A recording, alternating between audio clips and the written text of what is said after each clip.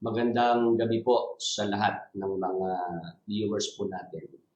Dito po sa ating programa ang Mabuting Daan Worldwide Bible Study. Sa YouTube Live po ngayon sa kasalukuyan.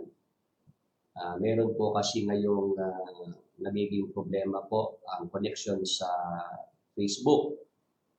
Kaya sa ngayon po ang ating Bible study ito ay napapanood po sa live streaming ng YouTube. Ngayon po ay Martes ng gabi dito po sa Pilipinas, August 9, 2022.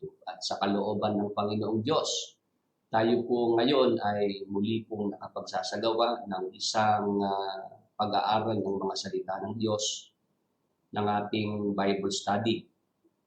Gamit po natin ng live streaming ng YouTube. Sabihan lang po tayo pagka meron na tayo sa Facebook Live para ma-acknowledge po natin ang mga viewers po natin sa Facebook Live. Sa mga nanonood po sa atin sa YouTube channel natin,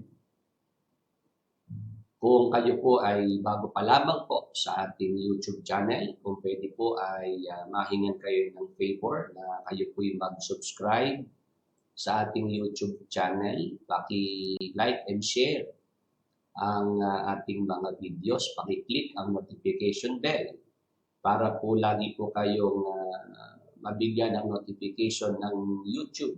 Pagka po tayo may mga live streaming, meron tayong mga bagong upload na videos dito po sa ating YouTube channel.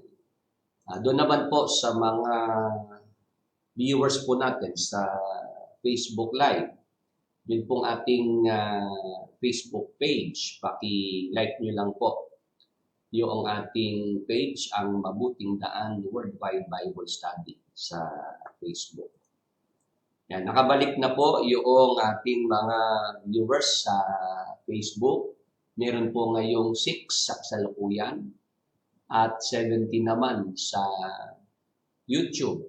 Paki-share lang po natin itong ating programa sa ating mga kamag-anak, mga kaibigan at mga kakilala para makasama po natin sila sa ating pag-aaral ng mga salita ng Diyos. Ang inyo pong napanood na video testimony ay galing po kay Brother Angelito o Kinena. Kasama po siya at ang kanyang mga anak na nabautismohan nito pong nakaraang July 31. 6 po yung mga bagong kapatid na tumanggap ng water baptism at kasama nga po diyan si Brother Angelito at ang kanyang mga anak. Nagpapatuto po si Brother Lito doon po sa naranasan niyang pagpapagaling ng ating Panginoong Jesucristo sa kanya, sa kanyang nanay, sa kanyang asawa, at pati po sa kanyang alagang kalapati. Patotoo po yan na talagang may pagpapagaling pa rin na ginagawa ang ating Panginoong Jesucristo hanggang sa panahon natin ito. Kaya yun pong ating mga viewers na kung sa kasalukuyan po ay meron kayong mga sakit, karamdaman, mabigat na sakit, malalang karamdaman, huwag po kayong mawawala ng pag-asa. Kahit po may sinabi ang doktor, kahit po tinatanggihan na kayo ng mga ospital, tandaan po natin mga magulang at mga kaibigan, ang tao po habang nabubuhay, mayroong pag-asa. Babasahin ko po. Sa salin po ng magandang balita, Biblia. Dito po sa aklat ng mga ngaral o Ecclesiastes, ganito po ang ating mababasa. Sa 9 at ang talata po ay 4. Ngunit, habang nabubuhay ang tao, ay di siya dapat mawalan ng pag-asa. Yan po mga magulang at mga kaibigan, mga kapatid natin kay Kristo. Kung sa kasalukuyan po ay mayroon pong mga sakit at karamdaman tayo o kaya ang ating mga mahal sa buhay, wag tayong mawawalan ng pag-asa habang tayo po ay may buhay. Amen po ba? Pwede po bang mag-amen? Yung mga viewers po natin sa Facebook at sa YouTube. Yung sinasabi po na yan ng salita ng Diyos, ngunit habang nabubuhay ang tao ay di siya dapat mawalan ng pag-asa. Yun po ang ating panghawakan, yung salita ng Diyos na yan na ating binabasa. Ito pong mga kasulatan, mga magulang at mga kaibigan, ito pong mga banal na kasulatan o ang Biblia. Ito po kaya ipinasulat po ng Panginoong Diyos para mabigyan po tayo ng pag-asa. Basa sa Roma 15 at ang talata po ay 4. Sapagkat ang anumang mga bagay na isinulat ng una ay nangasulat dahil sa ikatututo natin upang sa pamamagitan ng pagtitiis at pag-aliw ng mga kasulatan ay magkaroon tayo ng pag-asa. Nakikinig po ba ang ating mga viewers sa Facebook at YouTube? Ito pong mga nasulat po sa Biblia. Ito pong tinatawag na mga banal na kasulatan. Ito po, kaya po ito ay nasulat para tayo po ay mabigyan ng pag-asa. Para po mabigyan po tayo ng lakas ng loob. Sa magandang balita, Biblia natin basahin. Ang Roma 15 at 4. Ano mang naisulat noon ay isinulat para sa ating ikatututo upang sa pamamagitan ng pagtitiis at sa pagpapalakasan ng loob mula sa kasulatan, magkaroon tayo ng pag-asa.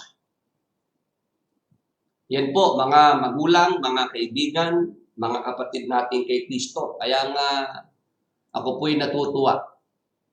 Dito po sa mga viewers po natin, kahit sila po ay hindi ko pa nakita ng personal, hindi ko po nakausap. Dito po sa kanilang panonood at pakikinig sa ating programa, lalo nga po kung sila po ay nakaranas po noong mga pagpapagaling ng ating Panginoong Jesucristo, sila po'y gumaling sa kanilang mga sakit at mga karamdaman. Yun po kanilang mga naipapahayag na mga testimony, mga patotoo. Yun po ay nakapagbibigay po yan ng inspirasyon. Napapalakas po ang loob ng mga pinanghihinaan ng loob. Nabibigyan po ng pag-asa yung mga nawawala na po ng pag-asa. Mula po sa ating mga binabasa na mga salita ng Panginoong Diyos sa Biblia, ipinapakilala natin ang ating Panginoong Jesucristo. Siya po ang ating manggagamot. Lahat ng sakit at karamdaman ay kayang pagalingin ng ating Panginoong Jesucristo. Amen. Yung mga sakit, karamdaman na hindi kaya ng sino mang doktor na tao, kaya na bigyang kagalingan ng ating Panginoong Jesucristo.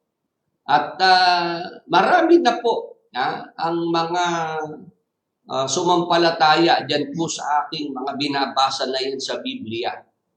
Si Jesucristo, siya ang kahapon, ngayon, at magpakailanman. Hebreo 13 at 8. Sumampalataya po ang marami dyan na ang ating Panginoong Hesukristo, nagpagaling siya kahapon. Sa nakaraang mga panahon, nagpagaling ang Panginoong Hesukristo. Nasulat yan sa Biblia, binabasa natin. Ngayon, sa panahon nating ito, nagpapagaling pa rin ang Panginoong Hesukristo. At marami na po ang mga sumasaksi dyan sa ating binabalita na yan. Hanggang ngayon ay nagpapagaling pa rin ang ating Panginoong Hesukristo at hanggang sa darating na magpakilanman, magpapatuloy-tuloy po ang pagpapagaling ng ating Panginoong Hesukristo. Kaya yung ating mga viewers na nanonood sa atin sa Facebook at sa YouTube, kung kayo po ay mayroong mga sakit at karamdaman, welcome po yan dito sa ating programa.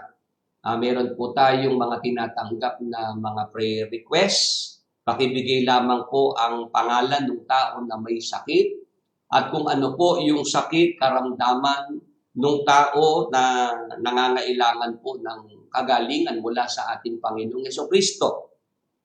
Yung mga prayer requests ay binibigyan po natin ng pagkakataon sa ating programa pagka po Martes at Huwebes, alas 9 ng gabi hanggang alas 11 ng gabi.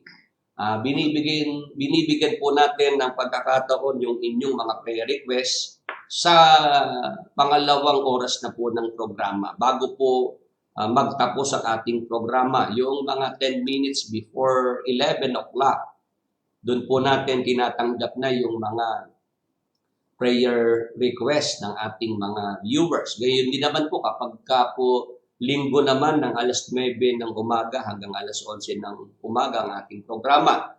Nagbibigay din po tayo ng pagkakataon sa mga prayer request. At libre po yan.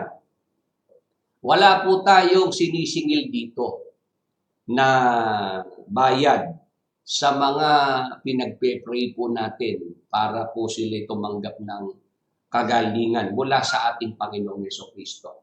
Hindi po tayo naniningil po dito. At nito nga pong nakaraang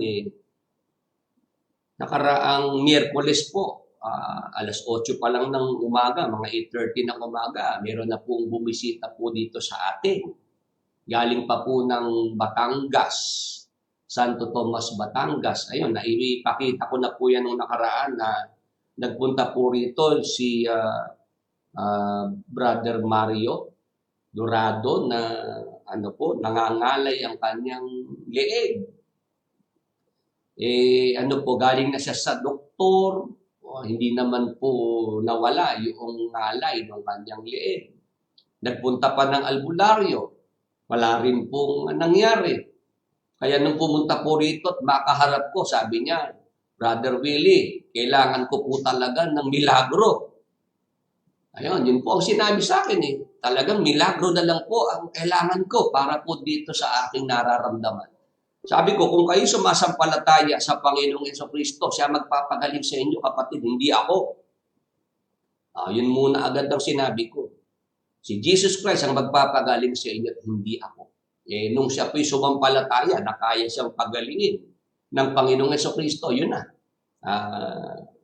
Pinahiran ko po ng langis, nilehans ko po, at inutusan yung nararamdamang ngalay, ngawit ng kanyang leeg. Pagkatapos po nun guminhawan na po yung pakiramdam, naging masigla na si Brother Mario Dorado, at yun, hanggang sa ito pong nakaraang araw, nagkukumustahan kami, okay na siya, wala na pong naramdamang, hindi na bumalik yung kanyang ngalay, yung ngawit sa kanyang leeg. Si Brother Augusto Tarlac, nung nakaraan masama pakiramdam, habang ako po'y nagsasalita, lumitaw po yung kanilang prayer request na ipinapaalam po sa akin na masama ang kanyang pakiramdam. Pinag-pray po natin, Brother Augusto Tarlac. Bago pa po matapos ang programa, okay na. Ayan po, isa po akong saksi at ang aking misis, pinagaling po kami ng Panginoong Jesus through pray over Brother Willie. Praise the Lord. Hallelujah. Yan po yung mga kapatid natin na nanggaling din sa ang dating daan na tumiwalag na, umalis na. 19 years si Brother Augusto sa ang dating daan. Wala naman po siyang naranasan doon na ganyang mga himala, pagpapagaling ng ating Panginoong Jesucristo. Dito po niya yan naranasan, dito niya napatunayan. O kaya yung ating mga viewers sa Facebook at YouTube, kahit kayo po ay miyembro ng ang dating daan, kung kayo po ay may mga nararamdaman sa inyong mga katawan, meron kayong mga sakit, karamdaman, ay welcome po yan dito sa ating programa.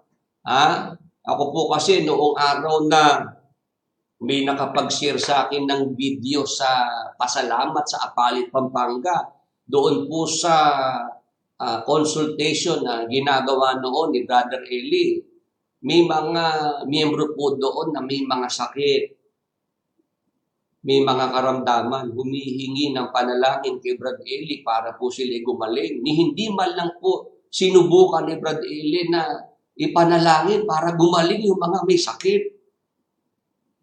Naaawa po ako doon sa mga miyembrong nadinig ko na yung hindi ko makalimutan, yung babae na may cancer sa buto. Sabi niya, Brad Eli, talaga pong napakasakit ng nararamdaman ko. Kung pwede lang pong magpakamatay na, Brad Eli. Gagawin ko na matapos na lamang po itong aking paghihirap na ito. Hinihintay ko po si Brad Eli na man lang subukan man lang na, sige kapatid, may awa ang Diyos, ipag-pray natin yan nang ikaw ay gumaling, nang guminawa ang iyong pakiramdam. Wala po Awang-awa ako doon sa mga ganoong mga miyembro na ang pag-asa nila si Brad Eli, sugo ng Diyos, kaya silang matulungan.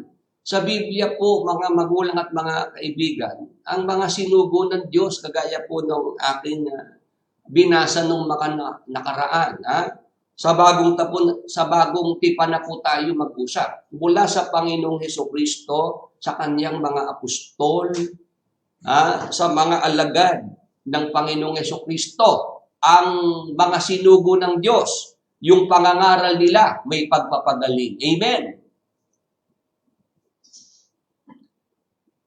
33 ang nasa YouTube at 21 sa Facebook. Basahin po natin ang mga nakasulat sa Biblia. Sa panahon ng bagong tipan, magmula sa Panginoong Jesucristo, sa mga apostol na sinugo, hanggang sa mga unang alagad, ang pangangaral nila may pagpapagaling. Ayan, meron pong mga nanggugulo na po sa ating programa. May mga pumapasok po sa program at meron silang pang-iistorbong ginagawa. Dapat yan iban, i-block na dahil ito yung Bible study, may mga sites sila na pinapasok dito. Ayan, meron po ritong prayer request, Vince Adorna. Pa-pray po ako mamaya bago matapos ang Bible study. Masakit po, sigmura ako, gumuguhit po ang sakit. Sige po, para po sa inyo, hinto ko lang sandali yung pagsasalita ko at gano'n naman po tayo, pagka po talaga yung prayer request urgent naman, talagang meron talagang nararamdaman na masakit sa katawan, pwede naman po nating mapagbigyan. Vince Adorna, kung yan po ang iyong totoong pangalan, pakipatong mo po ang iyong kamay sa iyong sikmura. para po natin na utusan niyang sakit na yan na nararamdaman ng iyong sikmura. Sa pananampalataya po sa Panginoong Hesukristo, tanggapin mo po, Brother Vince Adorna, ang kagalingan. Sige po, sumabay po kayo sa ating commanding prayer. Sa pangalan ni Jesus, sa dugo ni Jesus, sakit ng sikmura, inuutusan na umalis sa katawan ni Vince Adorna. Sa pangalan ni Jesus, sa dugo ni Jesus, padaluyin, kagalingan sa sikmura ni Vince Adorna. Be healed and be restored in Jesus' mighty name. Thank you, Lord Jesus Christ. Amen. Sige po, kay Brother Vince Adorna, kung pwede po kayong mag-message. Pagkatapos po na kayo maipag-pray, kumusta po yung nararamdaman nyo pong sakit ng inyong sikmura. Pwede rin po kayo, Brother Vince Adorna, na uminom po kayo ng mainit na tubig. Makakatulong din po yan para po dyan sa inyong nararamdamang sakit ng iyong sikmura. Okay po, tayo po'y magpatuloy dito po sa ating programa. Dito po sa ating programa, talaga po mayroong mga gusto tayong istorbohin. Kagaya po niyan, nagsasalita po tayo dito, nag-Bible study tayo dito, papasokan tayo ng mga ganyang dating site. Ano yan alam niyo pong ganun talaga yung mga kampon ng masama, talagang yan gusto tayong hadlangan. Gusto talaga tayong pigilan. Ganun-ganun po noong panahon ng Apostol Pablo, noong siya po'y nangaral doon po sa Proconsul Sergio. Nandun po yung kaaway anak ng Diablo na si Elimas. Basahin po natin ang Gawa 13 at ang talata po ay 7 hanggang 10. Nakasama ng Proconsul Sergio Pablo, lalaking matalino. Ito rin ang nagpatawag kay Bernabe at kay Saulo at minimithing mapakinggan ng salita ng Diyos. Ito pong mataas na opisyal ng Roman Empire na si Proconsul Sergio Paulo. Ipinatawag po niya ang mga apostol, Bernabe at Pablo, at gusto pong mapakinggan ng salita ng Diyos. Ano po nangyari? Tatapwa si Elimas na manggagaway, sapagkat ganito nga ang pakahulugan sa kanyang pangalan, ay humadlang sa kanila na pinagsisikapang ihiwalay sa pananampalataya ang prokonsul. Ayan, meron pong gustong pang-istorbo, gustong makinig noong prokonsul Sergio Paulo ng mga salita ng Diyos na ipinapangaral ng mga apostol. Pero mayroong Elimas na humahadlang, pinagsisikapang ihiwalay sa pananampalataya ang prokonsul. Ano nangyari? Sa talatang 9, tatapot si Saulo na tinatawag din Pablo na puspos ng Espiritu Santo ay itinitig sa kanya ang kanyang mga mata. Tuloy. At sinabi, o puspos ng lahat ng karayaan at ng lahat ng kasamaan, ikaw na anak ng Diablo, ikaw na kaaway ng lahat ng katwiran, hindi ka baga titigil ng pagpapasama sa mga daang matwid ng Panginoon.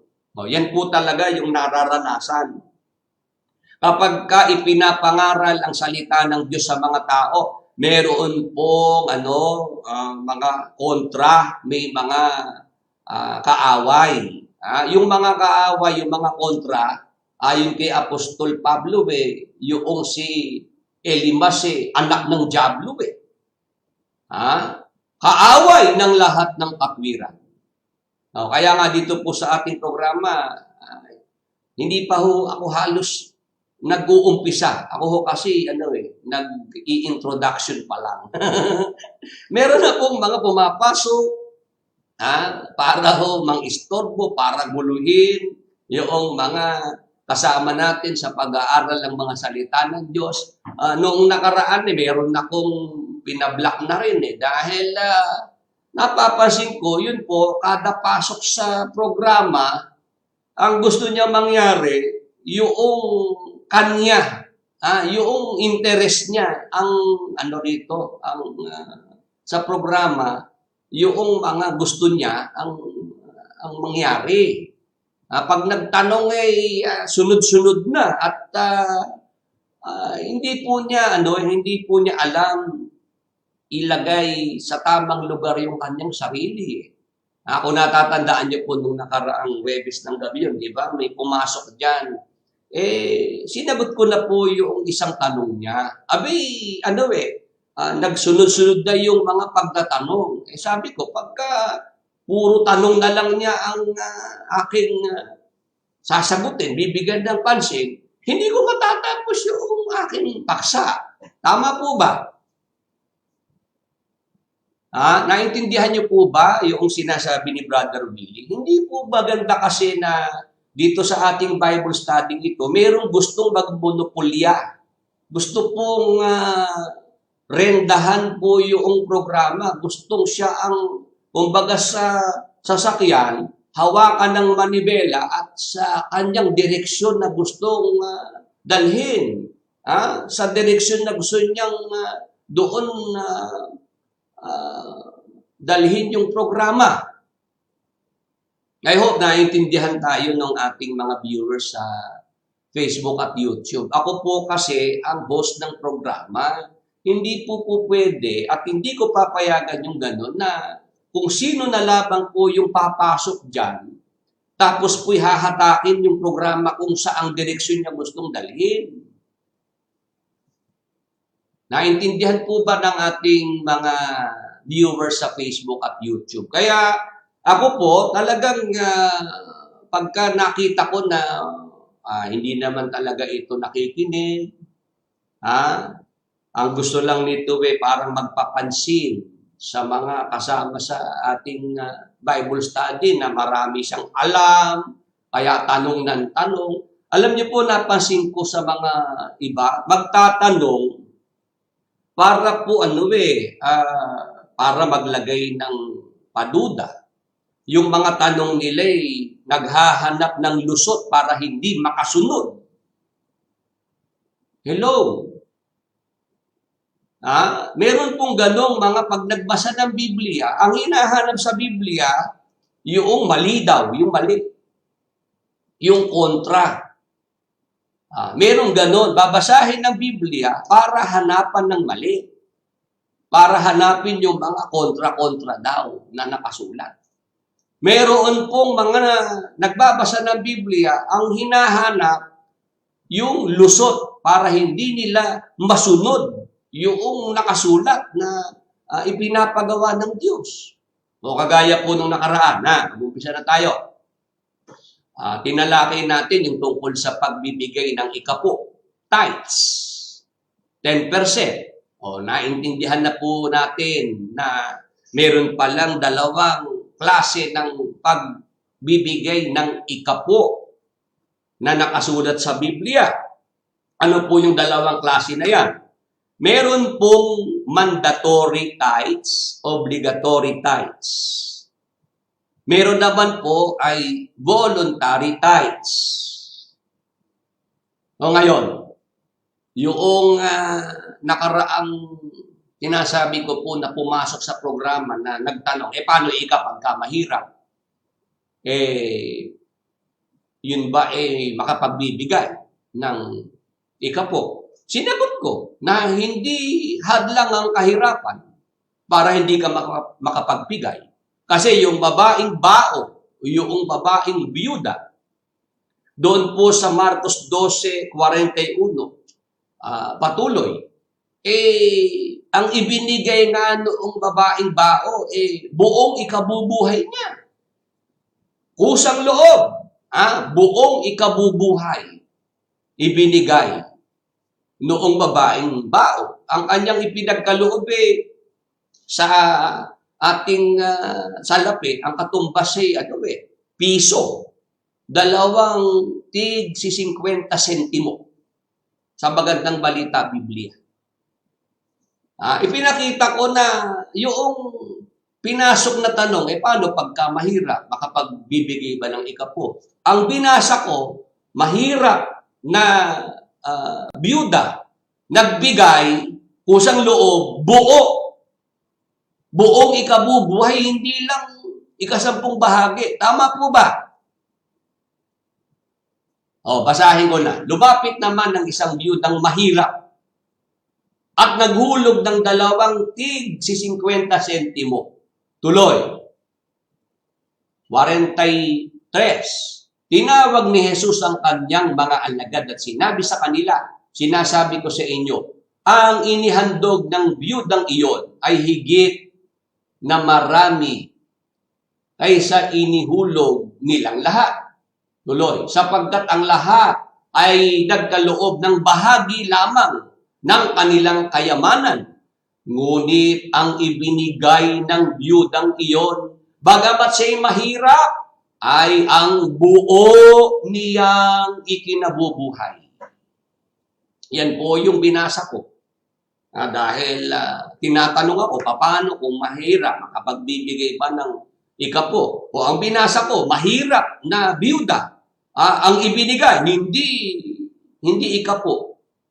Buo niyang ikinabubuhay. Pagkatapos noong sagutin ko yung tanong, another question na naman. Ay sabi ko, hindi ito nakikinig para umunawa. Hindi ito nakikinig para matuto. Hello. I hope yung mga nasa ating Bible study ngayon, 48, 49 na sa YouTube at sa Facebook naman ay 27.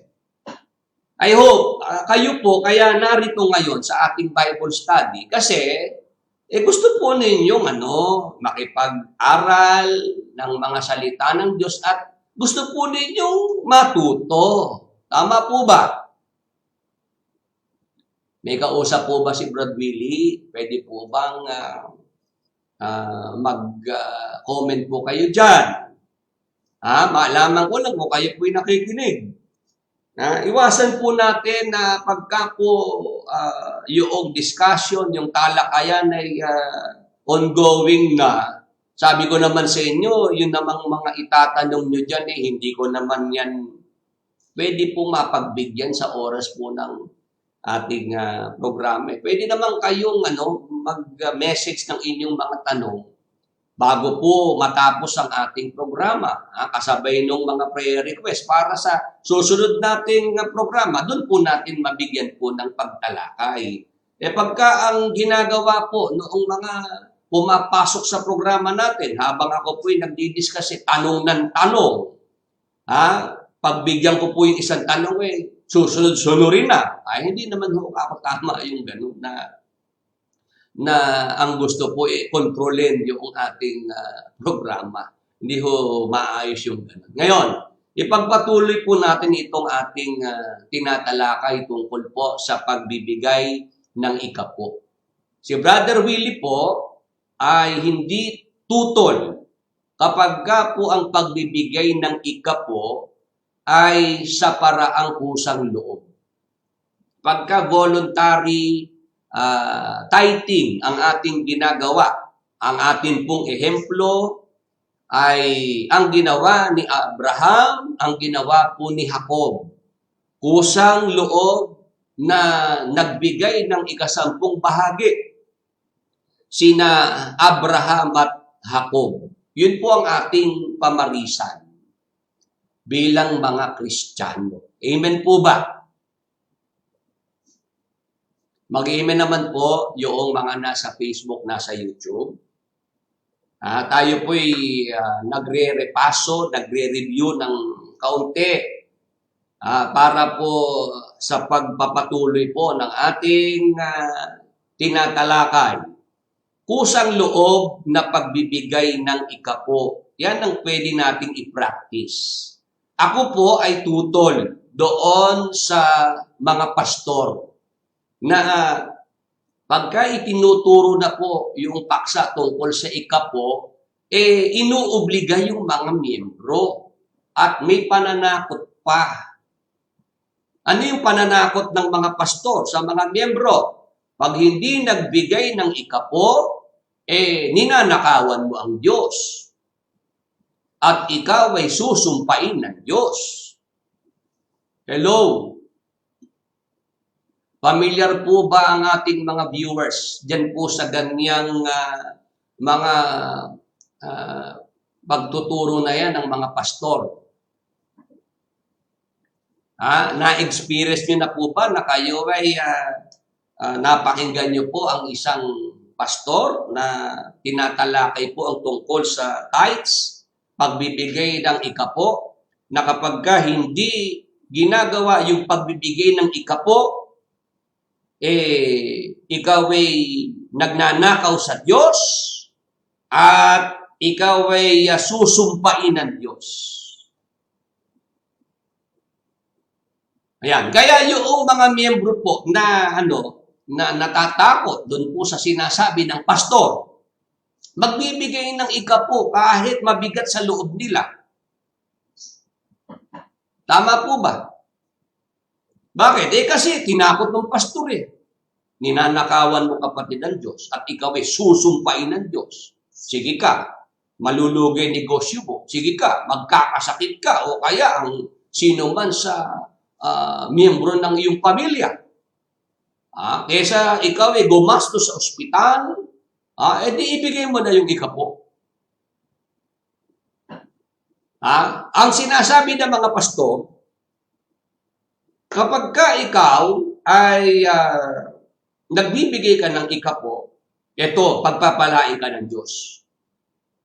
Ngayon, pagka naman hindi mo ibinigay yung ikapo, susumpain ka ng Diyos. Tama po ba? Pwede po bang mahingan po ng reaksyon? Ngayon po ako'y nagtatanong sa ating mga viewers sa Facebook at YouTube. Kung kayo po'y na-experience nyo na po yan, na-encounter nyo po yung ganyang mga pastor na ang pagpapakilala nila tungkol sa Diyos, ang Diyos ay parang sindikato, parang yung sa mga mafia, mga yakuza, dito naman sa Pilipinas, yung mga siga-siga nung araw. Yung sa Maynila, yung sila Asyong Salonga na yan. Napapanood ko po yung pelikula na si Asyong Salonga, siga sa Maynila. Ngayon, yung mga negosyante, para hindi sila perwisyuhin ni Asyong Salonga, magbibigay sila po ng protection money. Para si Asyong, protectionan sila kung meron ding mga ibang mga grupo na gustong mamerwisyo sa kanilang negosyo, si Asyong ang protektor. Pero pagka sila hindi nagbigay kay Asyong Salonga ng protection money, mismo si Asyong Salonga ang mamimerwisyo sa negosyo nila. Hello?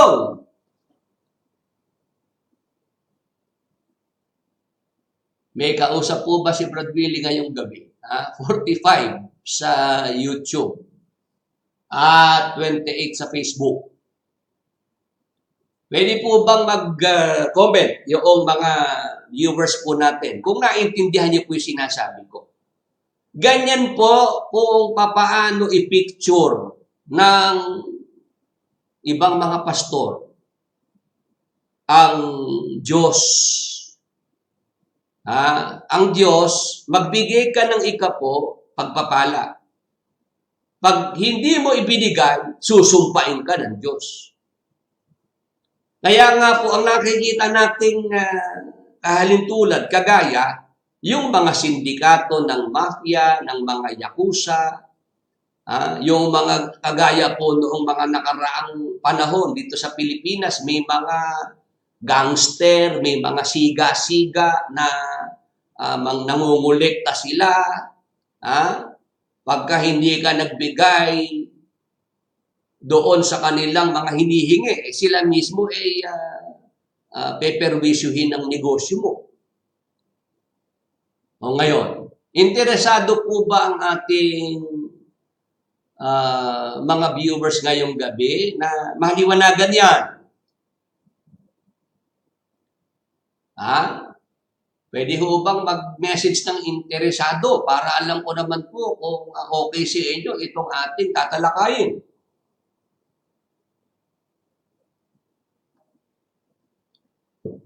Baka naman po kasi hindi kayo interesado. Di sayang lang naman po kung hindi nyo po gusto, hindi po kayo interesado na ito ay maliwanagan. Kasi dito po kasi dito nga po nagkakaproblema sa mga pastor na nagtuturo ng ikapo. Bakit ko po sinasabi nagkakaproblema ang mga pastor? Kasi itong mga pastor, mga born again, mga evangelical, tinuturo nila sa mga miyembro na bilang mga Kristiyano, wala na ang Kristiyano sa ilalim ng kautusan. Roma 6:14, mababasa po na ang mga Kristiyano po hindi naman nasasakop ng kautusan.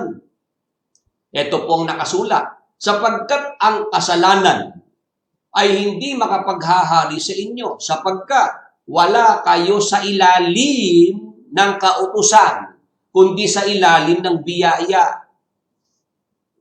Yan po ang kalagayan ng mga Kristiyano, ng mga sumasampalataya sa Panginoong Jesucristo. Tayo po bilang mga Kristiyano, wala sa ilalim ng kautusan, kundi sa ilalim ng biyaya.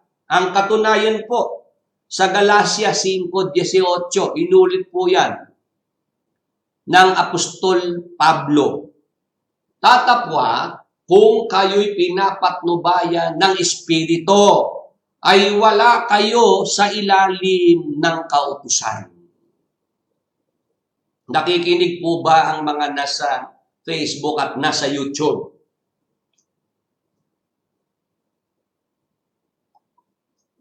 Maliwanag po ba? Yang mga binasa nating mga talata. Naintindihan niyo po ba na ang mga Kristiyano pinapatnubayan ng Espiritu ng Diyos, wala sa ilalim ng kautusan? Ang mga Kristiyano po ay nasa ilalim ng biyaya. Pag sinabing biyaya sa Biblia, ano po ba ang kahulugan? Basahin natin ang Roma 11:6. Pakinggan po natin, ito pong kahulugan ng salitang biyaya, grace. Ngunit, kung ito'y sa pamamagitan ng biyaya, ay hindi na sa mga gawa. Sa ibang paraan, ang biyaya ay hindi biyaya. Hello? Naintindihan niyo po ba pagka binasa natin sa Biblia yung salitang biyaya o grace? Pagka biyaya, hindi yan nakabatay sa mga gawa. Ang nangyayari po sa mga pastor ng mga born again, sabi ko nga, pag-aralan ng mga kaibigan nating mga pastor, ito ay na-overlook nila.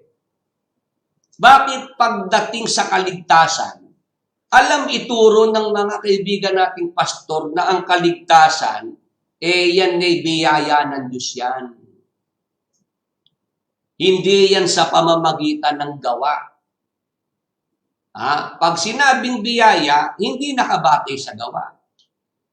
Kaya ang mga Kristiyano, wala sa ilalim ng kautusan, kundi nasa ilalim ng biyaya. Bakit ka kung pagdating sa kaligtasan, ang itinuturo ng mga pastor, biyaya.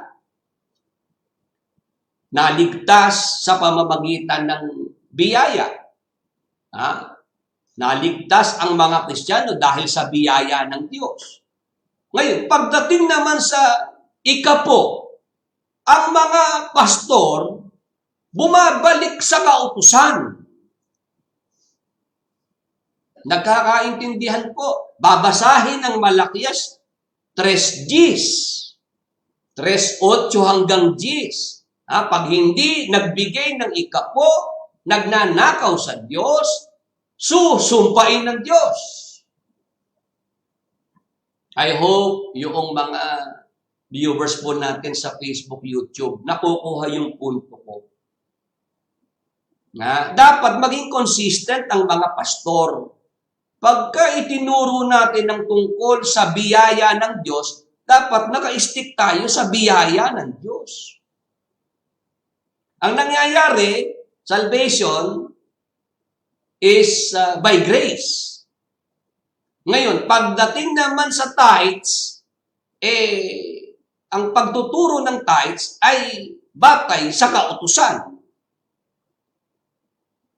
At kapag hindi mo ibinigay yung tithes, pagnanakaw sa Diyos yun. At wala ikang maliligtas na magnanakaw. Hello? Doon tayo mag-aral. Yan ang ating resolbahin. Pagkalipas po ng ating short video, alas 10 na po. Tayo po ay mag-break saglit sa pamamagitan po ng isang short video. Pagkatapos po ng short video na ito, ay ipagpapatuloy na po natin yung ating tinatalakay na yan.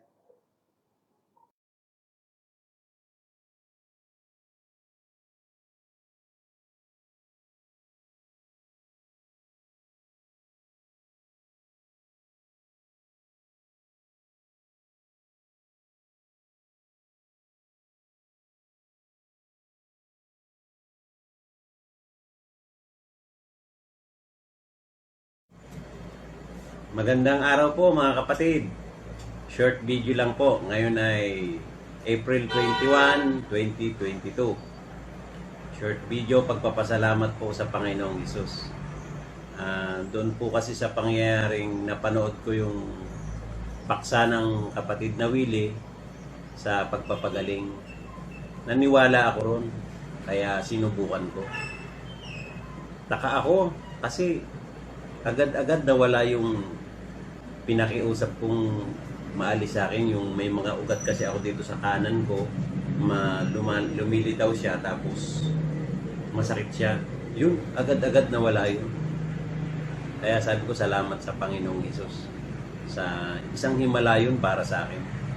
Tapos kahapon, nakwento na rin ng misis ko na noong nag-prayer request kami kay Brad Willie last Thursday, dun sa masakit lagi yung likod niya. And nung pagdating ng kinabukasan, kinumusta ko na yung misis ko . Sabi naman niya, nawala nga. Ngayon, nagtaka lang siya ngayon nung kaya nagkwento siya kasi madalas kasi pagdadating na yung period niya, yung men's period niya, may pain yun 2 days before. Pero wala siyang pain na naramdaman. Dumating na yung period niya, kaya hindi niya alam na meron na pala siya. Wala siyang naramdamang sumakit yung likod niya, yung balakang niya. Ganun kasi yan . Sa tagal naming nagsasama, ganun siya. Minsan absent pa siya sa trabaho dahil masakit niya . Pero sabi niya, nawala talaga yun. Nadama yun. Hindi man yun nahiling sa Diyos, sa Panginoong Hesus. Wala . Nasama pa yun . Kaya salamat sa Panginoong Hesus. Katabi ko yung misis ko na natutuwa rin siya. Nagpapasalamat kami sa Panginoong Diyos. Kay Brother Willie na nakilala namin siya. Salamat sa Diyos.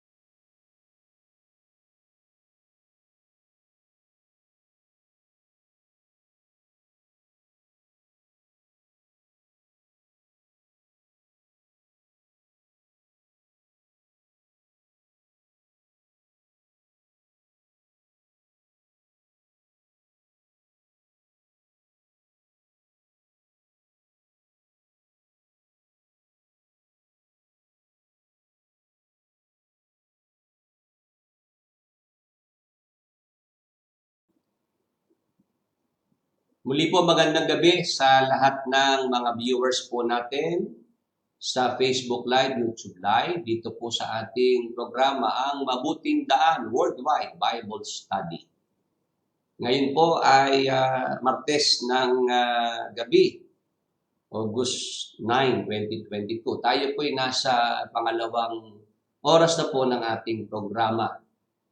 Ina-acknowledge po natin ang mga nasa YouTube, 51, at sa Facebook naman po, 24. Paki-share lang po natin ng tuloy-tuloy itong ating link ng ating programa sa ating mga kamag-anak, mga kaibigan, mga kakilala, para sila po'y makasama natin sa ating Bible study. Magpatuloy po tayo sa ating tinatalakay.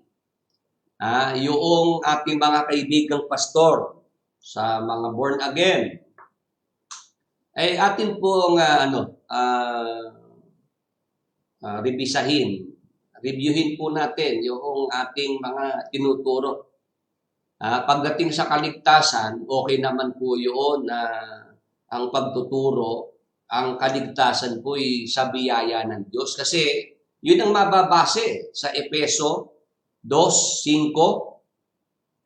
Basahin natin. Ang kaligtasan po sa pamamagitan ng biyaya. Bagamat tayo'y mga patay dahil sa ating mga kasalanan, tayo'y binuhay na kalakip ni Kristo. Sa pamamagitan ng biyaya, tayo'y nangaligtas.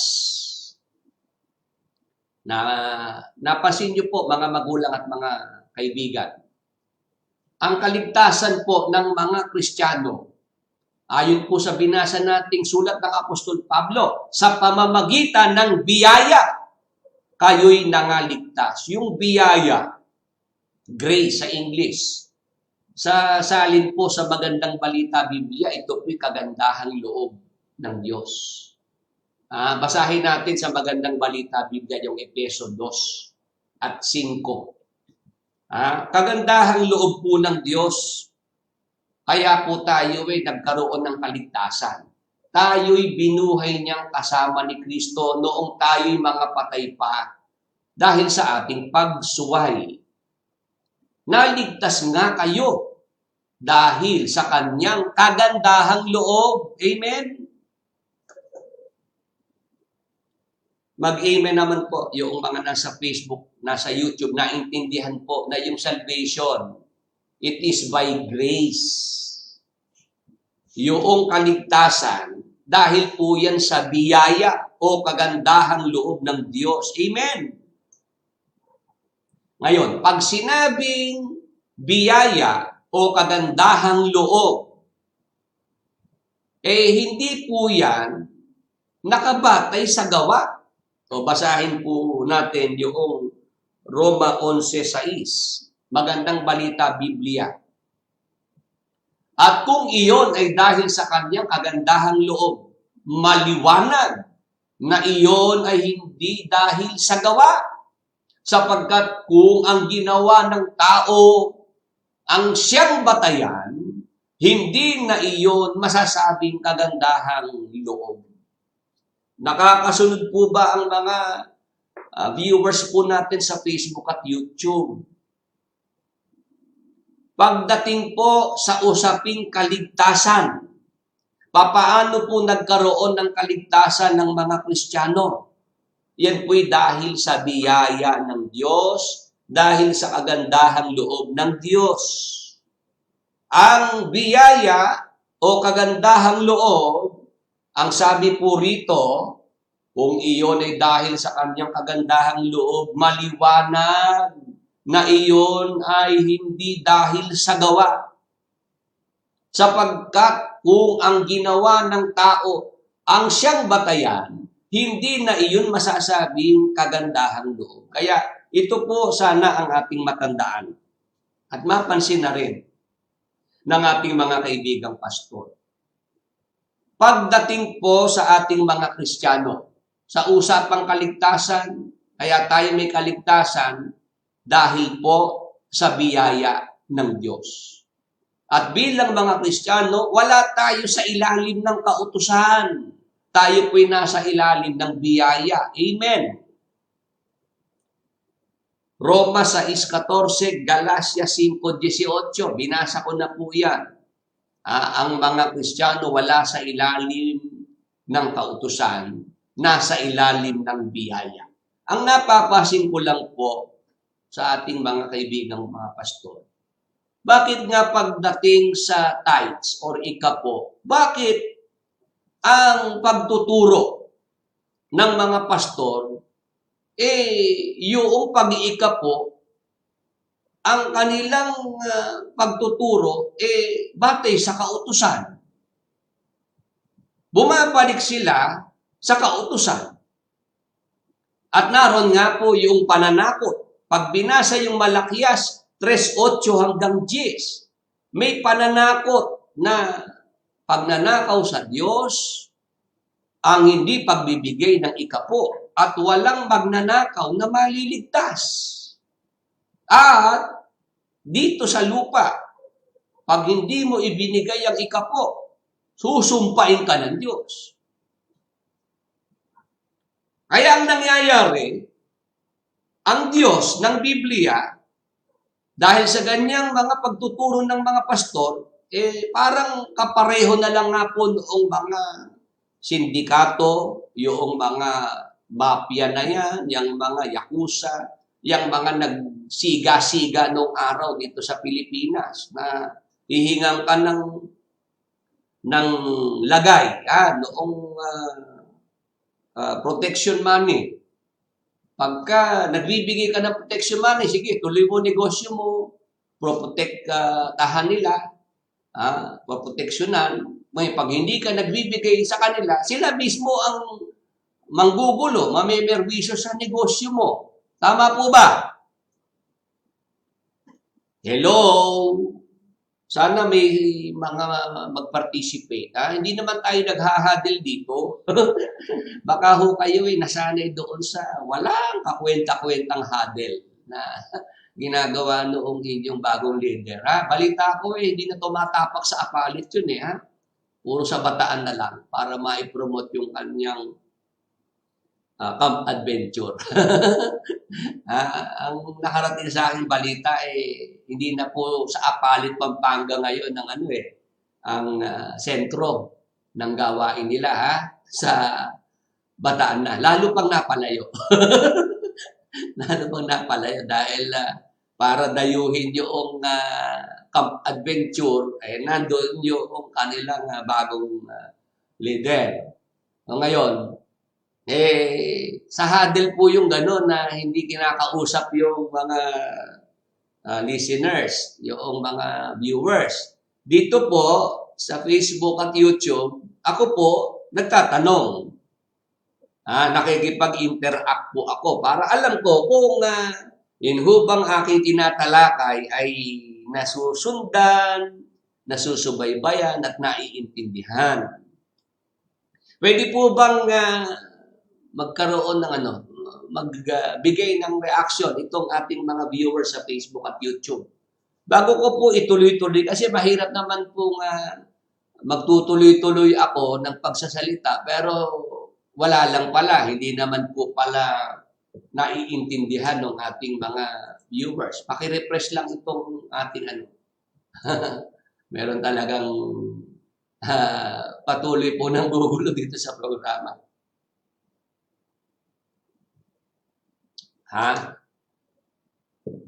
Paki-ano na natin yun, paki-ban, paki-block na dahil ganyan po talaga ang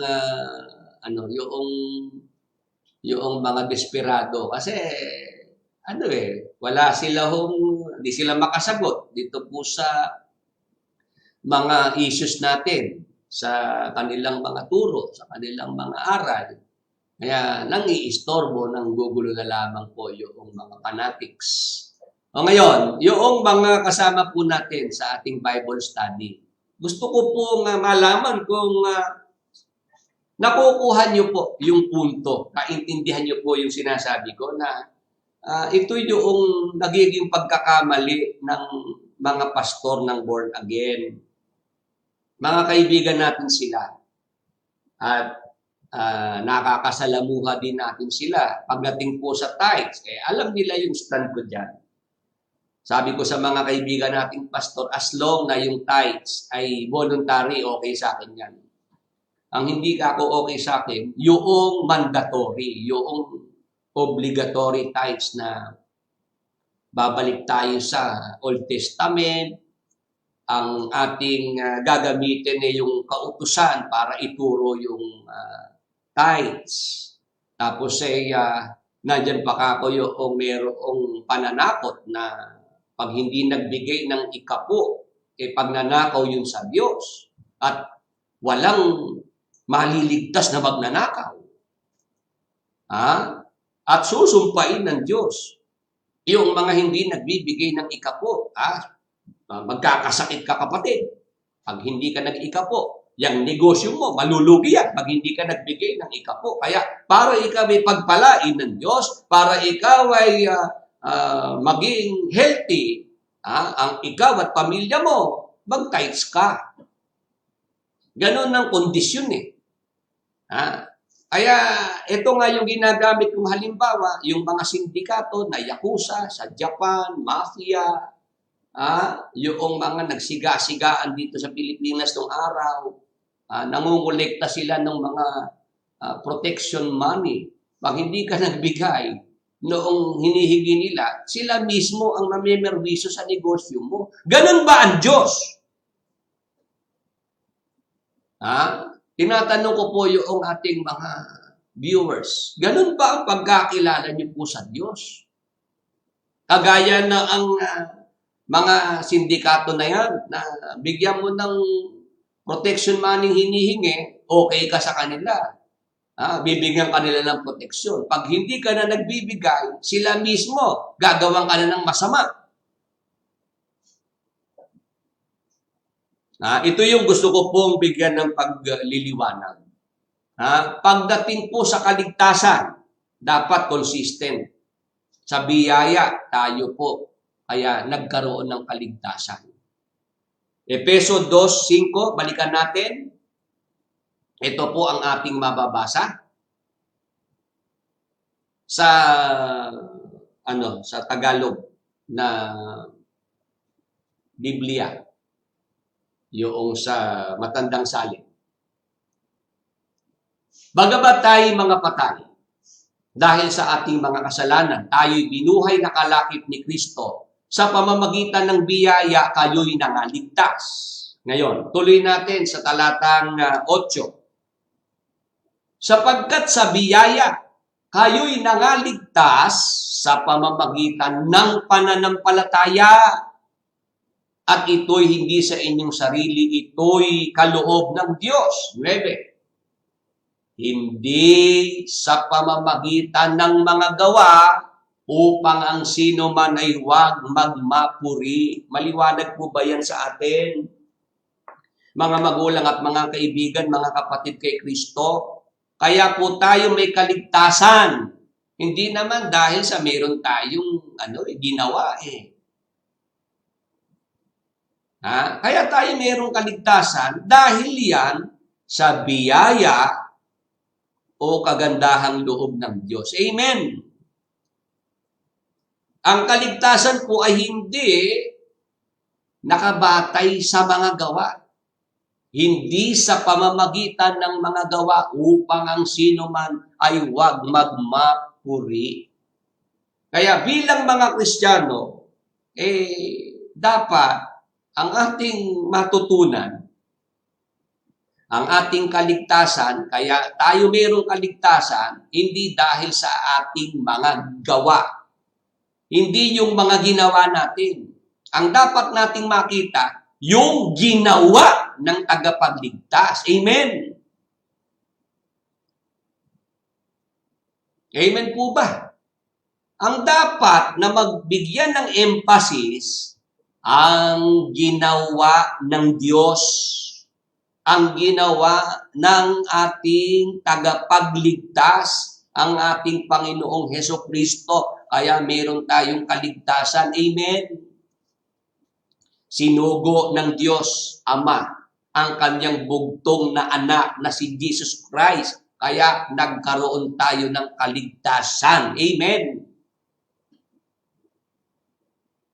Juan 3:16. Sapagkat gayon na lamang ang pagsinta ng Diyos sa sanglibutan na ibinigay niya, yun ang ginawa ng Diyos Ama. Ibinigay niya ang kanyang bugtong na anak. Si Jesus Christ po yun. Ano naman ang ginawa ni Jesus Christ? Sa krus. Ibinigay niya ang kanyang sarili. Ibinigay niya ang kanyang buhay para po tayo matubos sa lahat ng ating mga kasalanan, para po tayo magkaroon ng kaligtasan. Amen! Amen po. Dapat ang makita natin yung ginawa ng Diyos, ang ginawa ng tagapagligtas. Hindi ang kaligtasan ay nakabatay sa ating mga gawa. Yung tinuturo sa inyo, mula pa kay Brad Ele, tapos dyan sa inyong kuya, mali yun. Na para maligtas gumawa ng mabuti. Mali. Binabaliwala natin ang ginawa ng ating Panginoong Jesucristo. Kapag ganyan na ang turo na para ikaw ay maligtas, gumawa ka ng mabuti. Mali po yun. Ayaw ng Diyos ang kaligtasan ay mabatay sa ating mga gawa. Bakit? Balikan natin ang Efeso 2:8. Para ito'y mabigyan ng linaw. Sapagkat sa biyaya kayo'y nangaligtas sa pamamagitan ng pananampalataya. Ang kaligtasan po, biyaya ng Diyos yan sa ating mga sumasampalataya, sapagkat sa biyaya kayo'y nangaligtas sa pamamagitan ng pananampalataya, at ito'y hindi sa inyong sarili, ito'y kaloob ng Diyos. Yung kaligtasan ay kaloob, regalo yan ng Diyos sa ating mga sumasampalataya. Tuloy. Hindi sa pamamagitan ng mga gawa, upang ang sino man ay huwag magmapuri. Kaya pala ang kaligtasan ay hindi sa pamamagitan ng mga gawa upang ang sino man ay huwag magmapuri. Kasi pag ibinatay sa gawa ang kaligtasan ng tao, magkakaroon ng pagmamapuri. Nandiyan na po yung pagmamayabang. Magiging napakagulo sa langit. Pagka ang kaligtasan po ay ibinatay sa gawa, nagkakaintindihan po. Magiging masyadong magulo ang langit dahil ang batayan ng kaligtasan sa pamamagitan ng mga gawa. Nandoon ang mga mayayaman, milyonaryo, bilyonaryo, sila-sili nag-uumpukan at nagsasabi, kaya ako dito'y para talaga ako dito sa langit dahil nung ako ay nabubuhay pa sa lupa. Ang dami ko kayang tinulungang mahihirap. Yung mga anak nila na hindi nila kayang pag-aralin. Ako ang nagpaaral sa kanila. Ako nagpatapos sa kanila. Yung mga may sakit. Ako nagpapagamot sa ospital. Naintindihan niyo po ba yung sinasabi ko? Hindi magpapadaigan yung mga yun. Lahat sila pagka nagkwentuhan na, ang ibibida mga sarili nila. Mababaliwala si Jesus Christ. Ako nakita ko na yung ganyang yung ganyang sitwasyon sa Apalit, Pampanga. Kitang-kita ko ang bukang bibig ng mga miyembro. Brad Ele, Brad Daniel, salamat po. Yung mga leader, ang kanilang ang lumalabas sa bibig nila, si Jesus Christ po hindi pansin Ang pagpapasalamat sa kanilang mga subong mga marang. Salamat po sa ating mga sugong mangangaral na walang pahinga. Araw-gabi, nagpupuyat, nagpapagal para po sa kaligtasan natin. Sabi ko, ang nagpagal sa kaligtasan, yung kanilang mga sugong mangangaral. Hindi na pala si Jesus Christ. Kaya ang resulta po, fanatics eh. Fanatics. Yung ang ipinagmamapuri nila, yan ikang feeding program na yan ideya yan ng ating kuya. Kita niyo po, yung pagmamapuri, pumapasok pagka nakabatay po sa gawa. Ngayon, yung sinasabi ni Brother Willie, mali po yung turo na gumawa ng mabuti para maligtas. Mali pong turo yun. Ngayon, hindi naman ako tutol sa gawang mabuti. Bakit? Kasi yung gawang mabuti, tuloy natin sa talatang 10. Efeso 2:10, sapagkat tayo'y kanyang gawa na nilalang kay Kristo Jesus para sa mabubuting gawa na mga inihanda ng Diyos ng una upang siya nating lakaran. Pagka po naligtas na ang isang Kristiyano dahil sa biyaya ng Diyos sa pamamagitan ng pananampalataya, we are saved by grace through faith in Jesus Christ, not by works. Ano na po ang makikita sa mga naligtas? Pagka ikaw ay naligtas, makikita sa iyo ang bunga, ang resulta ng kaligtasan. Ano po yon? Mabuting gawa, good works. Amen. Amen po ba? Ang mabuting gawa, yan po ay bunga ng kaligtasan. Hindi siya ang ugat ng kaligtasan. Nagkakaintindihan po. Ang ugat ng kaligtasan, pananampalataya. Yung mabuting gawa, yan po'y bunga ng kaligtasan. Amen. Meron ba tayong visual aid yan? Dati yung puno. Meron ako dating ginamit na visual aid na yung root ng salvation, faith. Ngayon, yun namang fruit ng salvation, good works. Para madali lang maintindihan ng ating mga kasama ngayong gabi. Dapat, yan ang maunawaan nating mabuti bilang mga Kristiyano. Yung gawang mabuti, yun po'y kasunod na yun. Pagkatapos mo maligtas.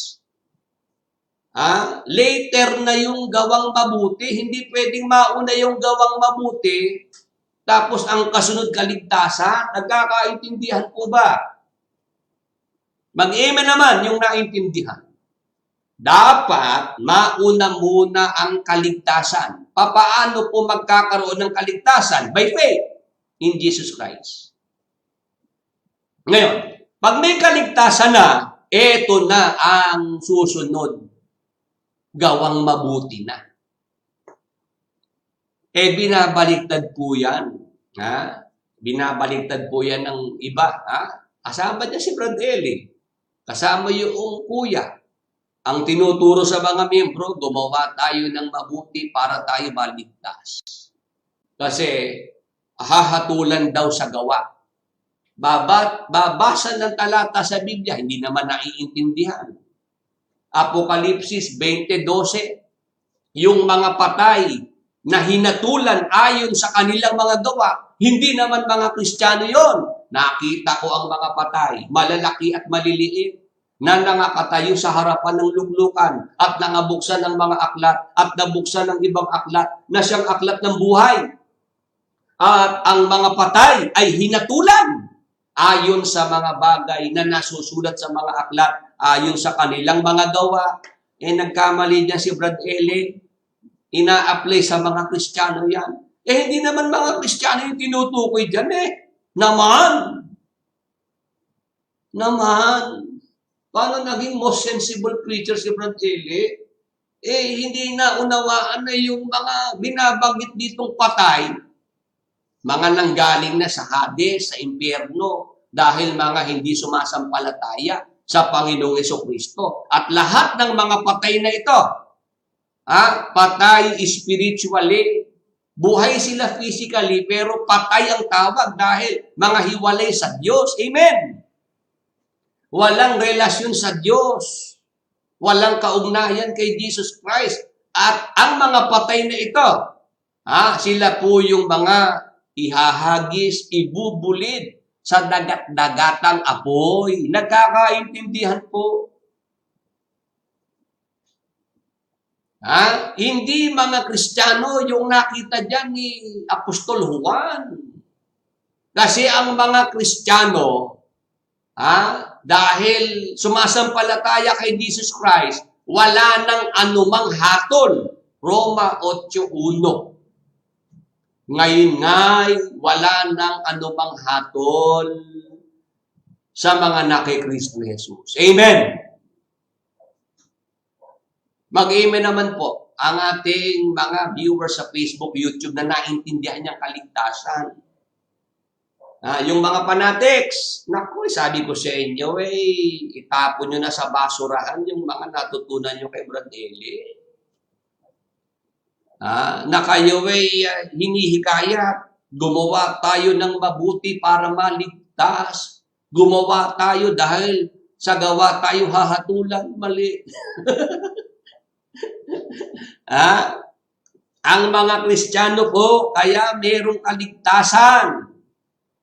Dahil yan ay biyaya ng Diyos sa pamamagitan ng pananampalataya. Yung faith, yan ang root ng salvation. Yung good works, yun ang fruit ng salvation. Amen! Kaya pagka ikaw ay naligtas na, pag may kaligtasan na, eto na yung mga mabuting gawa. Ang ginagawa mo na mabuting gawa kasi may kaligtasan ka na. Hindi ho tamang aral yung gumawa ng mabuti para maligtas. Mali po yon. Ang mga Kristiyano gumagawa ng mabuti kasi naligtas na sila. Hindi gumagawa ng mabuti ang Kristiyano para maligtas pa lang. Nagkakaintindihan po ba? Okay na ba yung sinasabi ko? Maipapakita ba natin na yung puno na may mga bunga, dapat ang makita nating ugat, yung pananampalataya. Ngayon, may bunga yung puno, yun ang good works. Yan para lamang mabuo sa ating mga isip yung kaligtasan. Ngayon, magandang gabi po dyan sa mga nasa Hong Kong na nanonood sa atin. Kay Larry sa Hong Kong. Salamat po sa inyong pagsubaybay. Ngayon, tuloy po tayo sa ating pinag-uusapan. Dito ko po kayo inihikayat na maging consistent tayo bilang mga Kristiyano. Dapat laging sa biyaya ng Diyos. Hindi dapat na ang kaligtasan sa biyaya ng Diyos. Pagdating naman sa pag-iikapo, babalik tayo sa kautusan. Wala tayo sa ilalim ng kautusan. Ang mga Kristiyano po'y wala sa ilalim ng kautusan, kundi nasa ilalim ng biyaya. O ngayon, yung pagbibigay ng ikapo ng mga Kristiyano, kusang ikapo. Yung, kung magbibigay po tayo ng voluntary tithes, ano ba dapat na maging motibo natin pagka nagbibigay tayo ng tithes?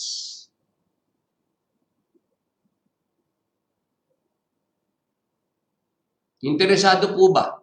Kasi, ang alam ng marami, natutunan nila sa mga pastor, Gusto mo, kapatid, na pagpalain ka ng Diyos, magbigay ka ng tithes. Pag hindi ka nagbigay, susumpain ka ng Diyos. Ganun po ba ang mga Kristiyano? Ang mga Kristiyano po ba ay nasa ilalim pa ba ng sumpa ang mga Kristiyano? Sa first, basahin ko po ang Galatia 3. At ang talata po ay 13. Tingnan niyo po, mga magulang at mga kaibigan. 3:13 po ng Galatia. Sa sumpa ng kautusan ay tinubos tayo ni Kristo na naging sumpa sa ganang atin, sapagkat nasusulat, sinusumpa ang bawat binibitay sa punong kahoy. Ang ating Panginoong Jesucristo, sa binasa nating talata, ano ginawa ng Panginoong Jesucristo? Sa sumpa ng kautusan, tinubos tayo ni Kristo. Sa Magandang Balita Biblia, basahin ko po yung 3 at 13 ng Galatia. Tinubos tayo ni Kristo mula sa sumpa ng kautusan nang siya ay isinumpa para sa atin, sapagkat nasusulat, isinumpa ang bawat ibinitin sa punong kahoy. Ayan po ang ginawa ng ating Panginoong Jesucristo. Tinubos niya tayo mula sa sumpa ng kautusan. Bakit po may sinasabing sumpa ng kautusan, mga magulang at mga kaibigan? Itaas natin sa 3:10 ng Galatia, Magandang Balita Biblia. Ang lahat ng umaasa sa mga gawa ayon sa kautusan ay nasa ilalim ng isang sumpa. Sapagkat nasusulat, sumpain ang hindi sumusunod at hindi gumagawa ng lahat ng mga nakasulat sa aklat ng kautusan. Ayan. Sinasabi po sa talatang binasa natin, lahat ng umaasa sa mga gawa ayon sa kautusan ay nasa ilalim ng isang sumpa. Sapagkat nasusulat, sumpain ang hindi sumusunod at hindi gumagawa ng lahat ng nakasulat sa aklat ng kautusan. Yung mga utos, mga kautusan. Ang tinutukoy po dito ni Apostol Pablo, yung kautusan na nakagisnan niya bilang siya lahing Hudyo. Tama po ba? Yung kautusan na itinuro ni Moises sa Israel. Yung 10 utos, yung mga kahatulan, mga palatuntunan sa Israel. Pagka sinuway mo, sumpa. Ang mapapa sa mga sumusuway, lumalaban sa kautusan. Tama po ba? May kausap po ba si Brad Billy? Maganda po itong ating tinatalakay na ito. Sana nasusundan po ninyo. 61 na ang nasa YouTube natin. Tapos, sa Facebook naman ay 25. Naintindihan niyo po ba? Pag pala yung kautusan, yung 10 utos, mga palatuntunan, kasama nga po dyan yung pag-iika po, yung pangingilin ng Sabat. Pag may sinusuway, kahit isa po dyan sa mga utos na yan, ito sumpa. Pagka meron kang sinuway o nilabag, kahit isa, dyan sa mga utos na yan. Ngayon, si Jesus Christ po, na ating tagapagligtas, tinubos na po niya tayo sa sumpa ng kautusan. Siya na po ang ang naging sumpa nang siya po ang ipinitin sa punong kahoy. Yung pagkakapako sa krus, nagkakaintindihan po ba? 3:13, balikan natin. Magandang Balita Biblia. Tinubos tayo ni Kristo mula sa sumpa ng kautusan nang siya ay isinumpa para sa atin. sapagkat nasusulat, isinumpa ang bawat ibinitin sa punong kahoy. Kaya, ito yung aking, pagtawag ng pansin sa mga kaibigan nating pastor. Bakit ang tinuturo sa mga miyembro, magbigay ka ng ikapo, kapatid, pagpapalain ka ng Diyos. Pag hindi ka nagbigay ng ikapo, susumpain ka ng Diyos. Ba't bumabalik po sa sumpa? Wala na nga tayo sa ilalim ng sumpa. Amen! Mag-amen naman yung mga naintindihan po yan. Yung ating programa pong ito, pinapanood po ito ng mga pastor. Humihingi nga sila sa akin ng permiso na yung mga topics natin dito na nagugustuhan nila, pwede bang i-share yan, Brad Willie, sa aming kapatiran? Pwede naman po. Kaya alam ko pong may mga pastor nanonood sa programa natin. I hope makatulong po itong ating tinatalakay na mag-improve din itong mga kaibigan nating pastor. Kasi ako po, yung pakikisalamuha ko sa mga kaibigan nating pastor, nakatulong din sila sa akin Lalo pagdating po dyan sa healing ministry. Yung ating mga kaibigang pastor, sila po yung nag-encourage sa akin. Brother Willie, pag-aralan mo yung healing. Nakasulat naman yan sa Biblia kaya noong ako po ay binigay nila sa akin yung mga verses na healing.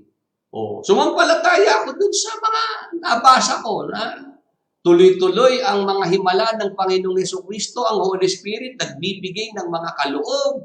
Kasama dyan yung mga kaloob sa pagpapagaling, mga kaloob para sa mga himala. Nung sumampalataya po ako, yun ang nadagdag sa akin. Amen po ba? Yun ang nadagdag sa akin. May mga kaibigan tayong pastor na naging instrumento para yung hindi ko po alam at naituro sa akin ni Brad Ele, sila po yung naging daan para ito po ay madagdag pa sa akin. At lalo nga po tayong naging kapaki-pakinabang sa ating mga kapwa-tao, sa ating mga kababayan. Mula po noong maunawaan ko po yung tungkol sa healing ministry, nakakatulong po tayo sa marami. Yun din naman po yung aking gusto sanang mangyari sa ating mga kaibigang pastor na mag-improve din sila. Magbukas sila ng isip. May punto si Brother Willie. Yung kaligtasan sa biyaya. Pagka ikaw ay Kristiyano, dahil sa pananampalataya mo kay Jesus Christ, tinubos ka na ng Panginoong Jesucristo sa sumpa ng kautusan. Bakit nga pagdating sa pag-iikapo, pag hindi nagbigay ng ikapo, susumpain ng Diyos? Ang nangyayari, ang mga Kristiyano, bumabalik sa sumpa. Samantalang wala na po sa ilalim ng sumpa ang mga Kristiyano. Amen.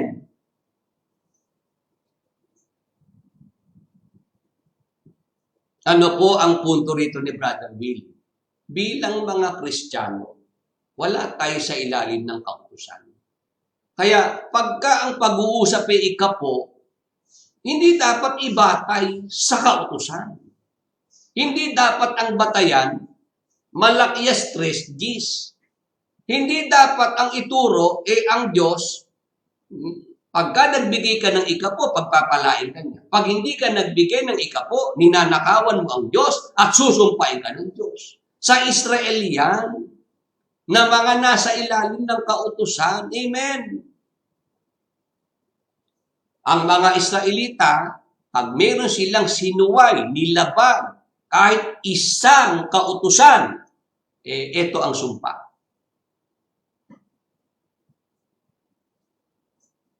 Ngayon, tayong mga Kristiyano na sumasampalataya sa Panginoong Jesucristo, wala na po sa ilalim ng kautusan, wala na po sa ilalim ng sumpa. Tayo po'y nasa ilalim ng biyaya. Ngayon, yung sinasabi ng mga pastor, na magbigay ng ikapo para pagpalain ng Panginoon. Yung pagpapala ng Panginoon, nakasalalay yan sa gagawin mo na pagbibigay ng ikapo. Ngayon, sa Biblia, ganun po ba ang mga Kristiyano? Para pagpalain ng Panginoon, magbigay ng ikapo? Ano po ba ang kalagayan ng mga Kristiyano na mga sumasampalataya sa Panginoong Jesucristo? Basahin ko po ang nakasulat sa aklat ng Efeso 1:3. Ito po ang ating mababasa. Makinig po tayo sa talatang babasahin. Purihin nawa ang Diyos at Ama ng ating Panginoong Jesucristo, na siyang nagpala sa atin ng bawat pagpapalang ukol sa Espiritu sa sangkalangitan kay Kristo. Yan po ang kalagayan ng mga Kristiyano sumasampalataya. Sabi po sa talata, purihin nawa ang Diyos at Ama ng ating Panginoong Jesucristo, na siyang nagpala sa atin. Basahin natin sa English. Ephesians 1:3. Ito po ang nakasulat. English Bible. Blessed be the God and Father of our Lord Jesus Christ, who hath blessed us with all spiritual blessings in heavenly places in Christ. Ano po ang nabasa natin? Tayo palang mga Kristiyano, tayo po pala'y blessed na. Blessed. Past tense. Tama po ba? Tayo po pala'y mga pinagpala na ng Diyos. Amen. Sana mapansin po ng ating mga viewers yan sa Facebook at YouTube. Yung sinasabi ng mga pastor ng born again, magbigay ka ng ikapo, kapatid, eto, pagpapalain ka ng Diyos.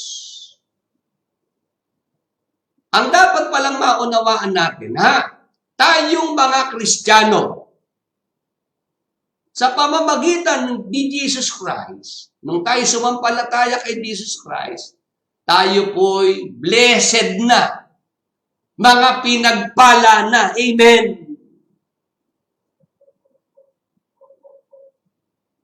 Amen po ba? Kaya dapat, ito na po ang ating maging tamang motibo. Kung tayo po'y nagbibigay ng kusang loob na ikapo, voluntary tithes, ano po yun? Dapat po, kaya ka nagbibigay ng ikapo dahil ikaw ay pinagpala ng Panginoon. Hindi ka nagbibigay ng ikapo para pagpalain ka ng Panginoon. Amen! Mag-amen naman po yung naintindihan niya. Ang tamang motibo, pagka tayo po'y nagbibigay para sa Panginoon, kung yan po'y voluntary tithes, dapat ang motibo natin, dahil tayo'y pinagpala ng Panginoon, kaya tayo nagbibigay ng tithes.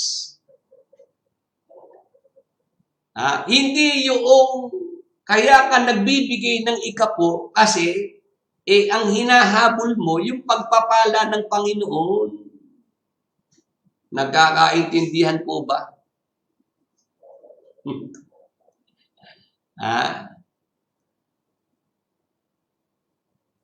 Meron po ako naalalang awit. Nais ko purihin ka, hindi dahil sa mga pagpapala. Nais ko purihin ka, hindi dahil sa himala. Nais ko purihin ka dahil sa ikaw ay ikaw, mahal kita, O Diyos, wala nang iba. Ayun. Yung maganda yung awit po na yan na ikaw, kaya mo pinupuri ang Panginoon, hindi dahil sa mga pagpapala, hindi dahil sa mga nakita mong mga himala. Pinupuri mo ang Diyos dahil mahal mo siya. Amen? Amen po ba sa ating mga viewers sa Facebook at YouTube? Ito po yung magandang matutunan natin. Motibo pagka tayo po'y nagbibigay. Ginagawa mo ang pagbibigay, nagkakaloob ka, voluntary tithes, ginagawa mo. Kasi dahil pinagpala ka ng Panginoon, ikaw ay lumilingon lang sa Panginoon na nagpala sa iyo. Yung blessings na tinanggap mo mula sa Panginoon, nagbabalik ka lang sa Kanya. Amen? Amen po ba? Hindi yung, kapatid, gusto mong ikaw ay pagpalain ng Panginoon, ibigay mo ang tithes mo. Pag hindi mo binigay, susumpain ka niya. Wala na ho tayo sa ilalim ng sumpa. Wala tayo sa ilalim ng kautusan. Kasi yung mga nasa ilalim ng kautusan, sila ang nasa ilalim ng sumpa. Pagka meron silang sinuway, kahit isang utos, eto na sumpa sa buhay nila. Malaya na po tayo eh. Pinalaya tayo ng Panginoong Hesukristo sa sumpa ng kautusan. Tinubos na po niya tayo. Kaya wag ho kayong matakot doon sa sinasabi ng mga pastor na pag hindi ka nag-ikapo, ninanakawan mo ang Diyos at susumpain ka ng Diyos. Para naman ikaw pagpalain ng Diyos, ibigay mo yung ikapo. Sa Biblia po, ang mga Kristiyano, mga pinagpala na sa pamamagitan ng pananampalataya sa Panginoong Hesukristo. Kaya ako po, mula nung ito po ay pagkaloob ng Holy Spirit, maunawaan natin. Pag ginagawa ko po yung voluntary tithes, hindi dahil sa ako ay naghihintay na ako ay pagpalain ng Panginoon. Ginagawa ko iyon dahil alam ko ako'y pinagpala niya. Amen. Ginagawa ko yung pagbibigay ng ikapo out of love. Dahil sa pag-ibig ko sa Diyos. Hindi dahil sa natatakot ako na ako'y susumpain. Kasi ang mga Kristiyano, tinuruan po na dapat gawin ng pagbibigay sa pag-ibig. Basa sa unang Korinto, sa 13 at 3. Ito po ang dapat na pagbibigay. At kung ipagkaloob ko, makinig, kung ipagkaloob ko ang lahat ng aking mga tinatangkili upang ipakain sa mga dukha at kung ibigay ko ang aking katawan upang sunugin, tatapot wala akong pag-ibig, ay walang pakikinabangin sa akin. Dapat po pag tayo magbibigay, magkakaloob, gawin natin sa pag-ibig. Amen. Kasi pag wala yung pag-ibig, walang papakinabangin. Ang katunayan po, 16:14 ng unang Korinto, basa. Ito ang nakasulat. Gawin ninyo sa pag-ibig ang lahat ninyong ginagawa. Yan ang utos. Yan ang dapat na maging giya sa ating mga ginagawa na paglilingkod sa Panginoong Diyos. Gawin ninyo sa pag-ibig ang lahat ninyong ginagawa. Magbigay tayo, magkaloob tayo dahil sa pag-ibig sa Diyos. Hindi ka nagbibigay ng ikapo dahil natatakot ka na susumpain ka pag hindi ka nagbigay. Maliwanag po ba? I hope Okay na po yung tungkol po dyan sa tamang motibo ng pagbibigay ng ikapo. Kasi sa Biblia po mababasa natin na si Abraham na nagbigay ng kusang loob na ikapo. Ha? Bago pa ho siya mag-ikapo kay Melchizedek, nauna na pong pinagpala ng Diyos si Abraham. Amen? Ha? Sige, sa susunod po, ituloy natin yung tungkol kay Abraham na yan. Na bago pa gawin ni Abraham yung kusang loob na pagbibigay ng ikapo kay Melchizedek, si Abraham po'y pinagpala na ng Panginoon. Sa ibang mga pastor, binabaliktad nila. Magbigay ng ikapo, ang resulta'y pagpapala. Sa ano yan? Sa mandatory tithes yun. Mandatory tithing. Pero yung obligatory obligatory tithes, yung ginawa ni Abraham, bago pa niya gawin yung pagbibigay ng kusang loob na ikapo kay Melchizedek, pinagpala na po ng Panginoong Diyos si Abraham. Itutuloy po natin next Thursday kung loloobin ng Panginoon. Sige po, mga prayer request, bigyan na po natin ng pagkakataon bago tayo tuluyang maubusan ng oras. Ito po'y para kay Ronan Hart Tarlac. Tuluyang paggaling sa lagnat. Sige po, para po sa tuluyang kagalingan ni Ronan Hart. Sa pangalan ni Jesus, inuutusan ang lagnat ay umalis sa katawan ni Ronan Hart Tarlac.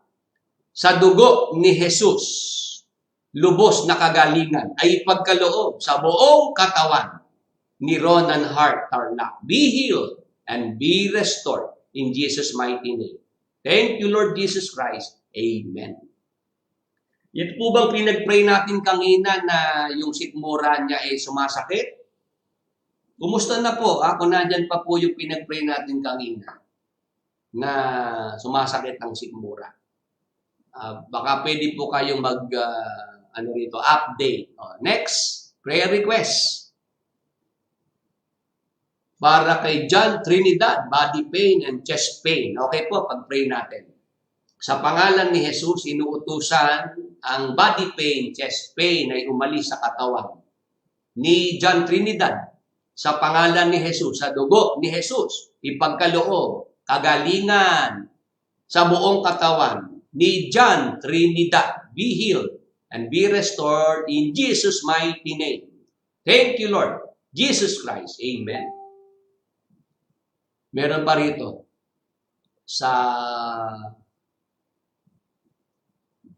Facebook, may mga umahabol, yung Nuesca, tapos si Brother Mark Reynoso, may mga humahabol.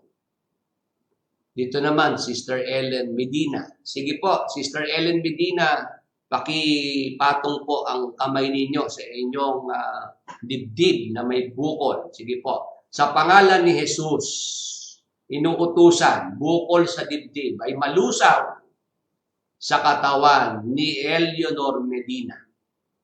Sa pangalan ni Jesus, sa dugo ni Jesus, padaluyin, kagalingan sa buong katawan. Sa mga dibdib ni Eleanor Medina, be healed and be restored in Jesus' mighty name. Thank you, Lord Jesus Christ. Amen. Ito naman po ay para kay Vanderlei Nuesca, chest pain. Okay po? Sa pangalan ni Jesus, inuutusan ang chest pain ay umalis sa katawan ni Vanderlei Nuesca. Sa dugo ni Jesus, padaluyin, kagalingan sa buong katawan ni Vanderlei Nuesca. Be healed in Jesus' mighty name. Thank you, Lord Jesus Christ. Amen.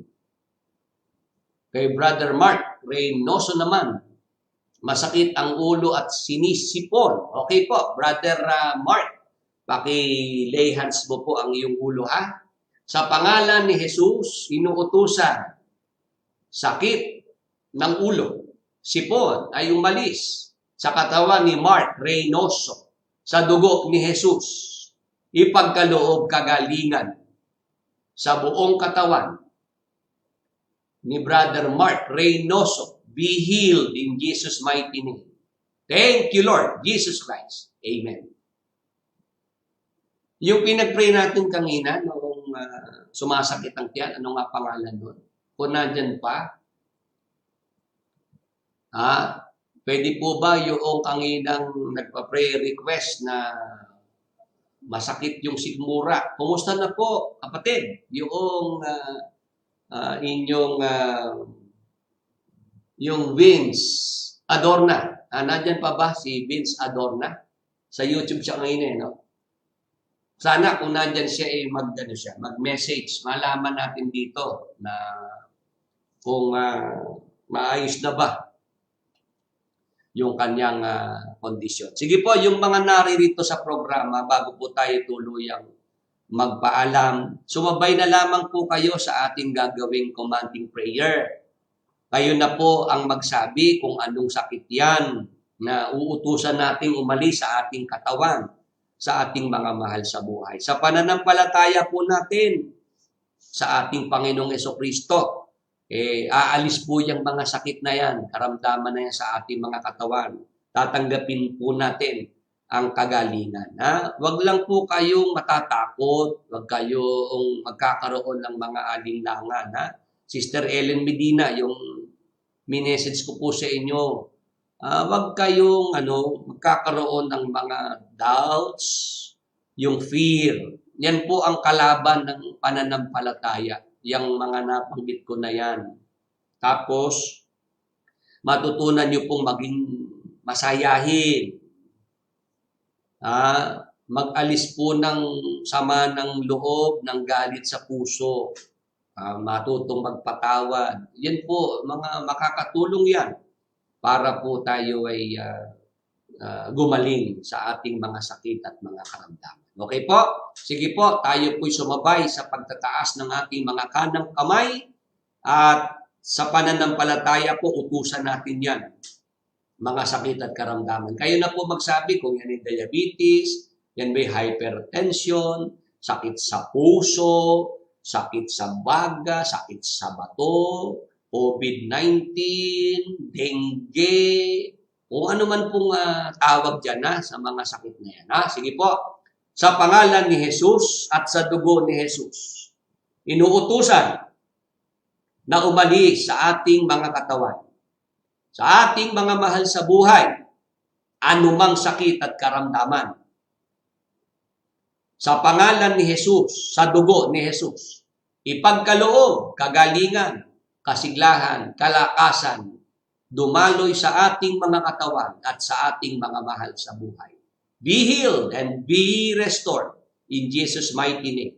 Thank you, Lord. Jesus Christ. Amen. Yun pong mga tumanggap ng kagalingan mula sa ating Panginoong Jesucristo, sa mga sumabay po sa ating commanding prayer. Kung pwede po, ay makagawa po kayo ng video testimony. Pasalamatan natin ang ating Panginoong Jesucristo sa kagalingang ipinagkaloob sa atin. Instant healing or gradual healing. Matutunan po natin ipagpasalamat sa ating Panginoong Jesucristo. Okay po? Bago po tayo matulog ngayong gabi, ang ating pong palagi pong bilin, huwag tayong makalimot, manalangin, magpasalamat sa ating Panginoong Diyos. Sa maghapong, mga pagliligtas, mga pagpapala na ipinagkaloob sa atin. Sa umaga naman po sa ating paggising, yun po ang ating unahin gawin. Manalangin at magpasalamat sa ating Panginoong Diyos. Good night. God bless po sa ating lahat.